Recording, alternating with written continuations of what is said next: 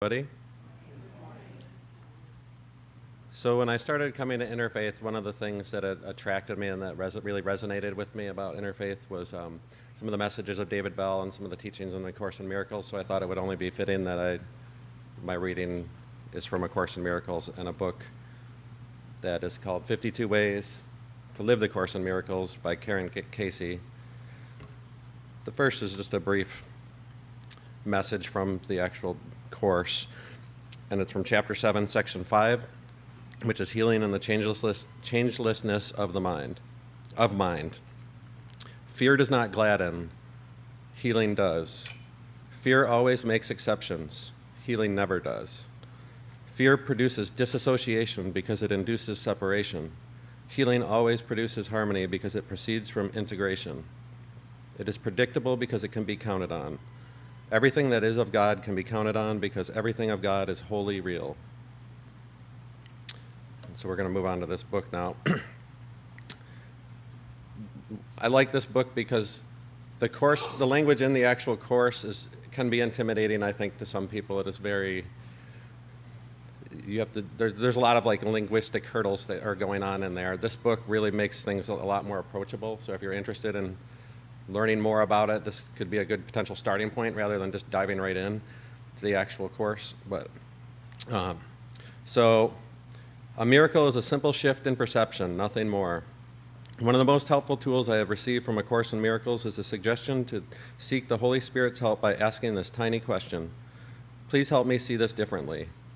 The very first time I sought his help, I received instant relief from my incessant drive to control whatever had nabbed my attention. Even though I understood early on that the miracle, as referred to by the Course, was simply a shift in perception, I didn't immediately adopt this suggestion in my daily life. For some reason, I failed to grasp that if I utilized the Holy Spirit's help to see whatever was troubling me differently, my life would become peaceful.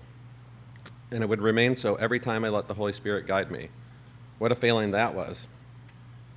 When I seriously requested his help, I was utterly amazed by how quickly and how quietly my life changed because my perspective changed.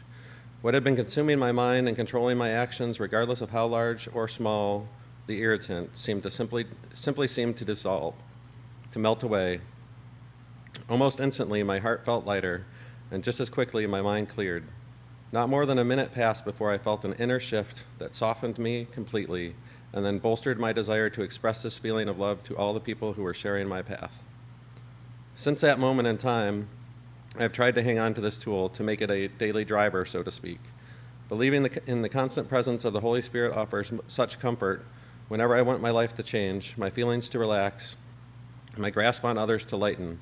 A simple request to the Holy Spirit comes to my aid immediately. What more could one ever want? To never again be stuck in our old behavior and controlled by our earlier mindset is so refreshing, so relieving. Seeking the help of the Holy Spirit, who is a mere thought away, has made us genuine change agents, serving all the men and women who are intentionally sharing our journey. What a powerful realization that is. I have met no one accidentally. I have had no experience that wasn't chosen by and for me. Whatever is left for me to experience in this life is already on its way to me. And if I am troubled at all, I have the perfect solution. Ask the Holy Spirit to help me see the situation or person differently, and the journey will become smooth. There is no one reading this book who hasn't sought more peace in their life at some time. Conflict with others simply doesn't feel good. And yet we encounter those people who seem to seek conflict on a regular basis. What I have come to believe is that the only way we can truly appreciate peace is to be able to compare how it feels with its opposite. I don't think conflict visits us to ensnare us, but rather to give us an opportunity to demonstrate another way to experience life. We are the teachers as well as the students on this journey. Demonstrating peace definitely puts us in the teacher capacity. There are two voices in our minds. I have written about this many times. One belongs to the ego, the other belongs to the Holy Spirit. Which one has your attention most often? Are you content with your life? If not, it's your responsibility to make a different choice. You and I are the miracle makers, and every time we choose again, we benefit so many. Is this on your agenda today?